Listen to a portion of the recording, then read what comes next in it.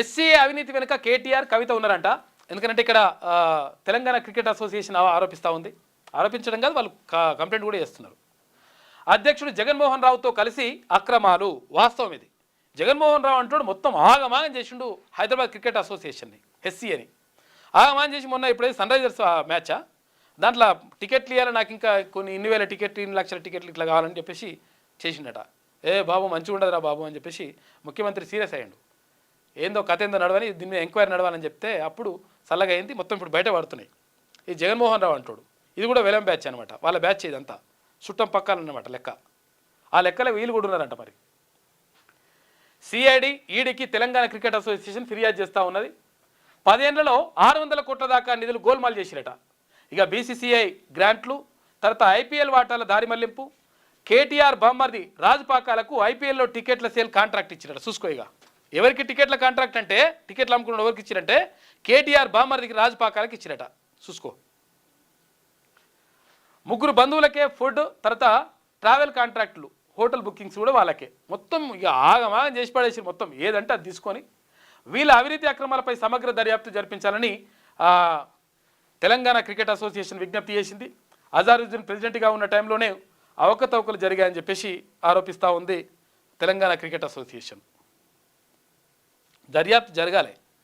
తర్వాత ఇక్కడ సిఐడి కానీ తర్వాత ఈడీ కానీ ఎంటర్ అయిపోయి మొత్తం దర్యాప్తు జరిగితే వీళ్ళందరూ కూడా బయటపడతారు. లెక్క వీళ్ళ కథ బయటపడాలి. మొత్తం మారే కుటుంబానికి మొత్తం ఇచ్చుకునేది ఆగమాగ మొత్తం. మళ్ళీ మేం చేసినాం, తెలంగాణకి చేసినాం, ఇట్లా డైలాగులు కొట్టినప్పుడు మస్తు కొడతారు. ఇట్లా హైదరాబాద్ క్రికెట్ అసోసియేషన్ హెచ్సిఏలో జరిగిన అవినీతి అక్రమాల వెనుక బీఆర్ఎస్ లీడర్లు కేటీఆర్, కవిత హస్తం ఉన్నదని తెలంగాణ క్రికెట్ అసోసియేషన్ ఆరోపించింది. వీళ్ళిద్దరూ హెచ్సిఏ అధ్యక్షుడు జగన్మోహన్ రావుతో కలిసి అవకతవకలకు పాల్పడ్డారని తెలిపింది. గత 10 ఏళ్లలో దాదాపు 600 కోట్ల రూపాయల నిధులు గోల్మాల్ చేశారని పేర్కొంది. ఈ మేరకు టీసీఏ అధ్యక్షుడు ఎండల లక్ష్మీనారాయణ, తర్వాత జనరల్ సెక్రటరీ దారం గురువారెడ్డి గురువారం సిఐడి తర్వాత ఈడీకి ఫిర్యాదు చేశారు. హైదరాబాద్లో సిఐడి చీఫ్ చారు సిన్హాను కలిసి డాక్యుమెంట్లు అందజేశారు. నిధుల దుర్వినియోగంపై సమగ్ర దర్యాప్తు జరిపి బాధ్యులపై కఠిన చర్యలు తీసుకోవాలని చెప్పేసి అన్నారు. 100% చర్యలు తీసుకోవాలి. ఇక ఫోర్జరీ సంతకాల వెనుక కుట్ర ఏంటి? మొదటి రోజు కస్టడీలో శ్రీచక్ర క్రికెట్ క్లబ్ అధ్యక్షురాలు కవిత, రాజేందర్పై సిఐడి అధికారులు ప్రశ్న వర్షం కురిపిస్తున్నారట.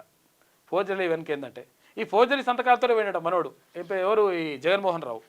ఫోర్జరీ సంతకాలు పెట్టేసి ఆగమాగం చేసేసి ఆ గెలిచింది కూడా, ఇప్పుడు అది అధ్యక్షుడు అయ్యింది కూడా, దాన్ని కూడా అడ్డదారంట.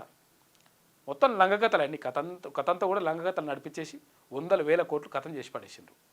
నాశనం చేసిండ్రు కదరా తెలంగాణని. మళ్ళీ మేం చేసినామని మళ్ళీ చెప్పుకున్నాడు. 6వ తరగతి నుండి 10వ తరగతి విద్యార్థులకు గొప్ప అవకాశం. ఏపీ, తెలంగాణ మరియు సిబిఎస్ఈ విద్యార్థులకు ఎలాంటి అడ్మిషన్ ఫీజు లేకుండా సంవత్సరానికి కేవలం 1000 రూపాయలకే ఐఐటీ స్టాండర్డ్స్ తో ఆన్లైన్ ట్యూషన్స్ చెప్పబడును. 15 ఏళ్ల సుదీర్ఘ అనుభవం గల ఫ్యాకల్టీతో క్లాసు నిర్వహించబడును. ఇప్పుడే ప్లే స్టోర్ నుండి ధర్మవాహిని యాప్ ని డౌన్లోడ్ చేసుకోండి. వివరాలకు సంప్రదించండి 7893051526.